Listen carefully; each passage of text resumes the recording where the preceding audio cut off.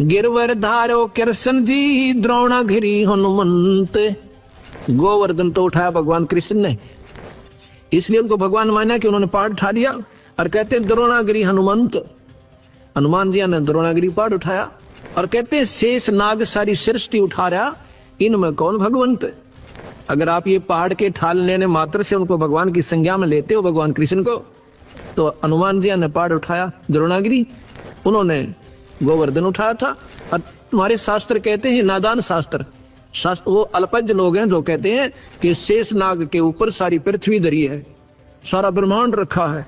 गरीबदास जी महाराज जो कबीर साहब के ज्यों के टों मार्गदर्शक रहे हैं, कहते हैं पूरम ऊपर शेष है, शेष शीश पर धौल, दौल धरतरी ले रहा या पड़ी ज्ञान की रोल। क्या बताते हैं ये अनजान लोग शास्त्रों वाले, कहते हैं नीचे एक कछुआ है, कछुआ पूरम, उसके ऊपर कहते हैं एक शेष नाग पर है, और शेष के सिर पे एक बैल खड़ा है। बैल के कहते हैं 1.5 सींग है। जब ये पृथ्वी में भूकंप आता था ना, कहते हैं वो अपने सींग को चेंज करता है बैल, और तब ये कंपन आती है, भूकंप आता है।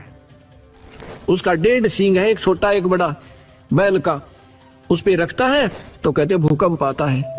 और ये सारी ऐसे पृथ्वी रोक रखी है, बंदी छोड़। कहते हैं ये तुम्हारी भूल भुलैया है, अल्प ज्ञान है आपका, ये सही बात नहीं है।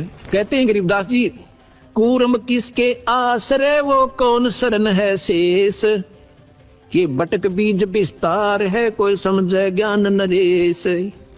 तो कूर्म किस चीज पे है भाई, कूर्म से शुरू कर दिया तुमने कि कूर्म के ऊपर शेषनाग, शेषनाग के ऊपर एक बैल, बैल पर या सॉरी ब्रह्मांड रखा। वो कूर्म किस चीज पर टिका हुआ है भाई, वो भी तो बता दो। अर्थात ये कोई ज्ञान क्यों नहीं तुम्हें, ये क्या है। सदगुरु आगे जवाब देते हैं, ये बटक बीज विस्तार है कोई समझे ज्ञान नरेश, यानी पूर्ण ज्ञानी ही इसका आपको मार्गदर्शन कर सकता है, आपको बता सकता है वो क्या है। ये गलत भी नहीं है, शास्त्र पर समझने की कमी रही। धर्मदास जियों ने पूछा है सतगुरु क्या यह वेद और कतेब गलत है, झूठ है अगर नहीं। वेद कतेब झूठे ना भाई, और नहीं समझे झूठे हैं भाई, जिनको समझे नहीं वो झूठे।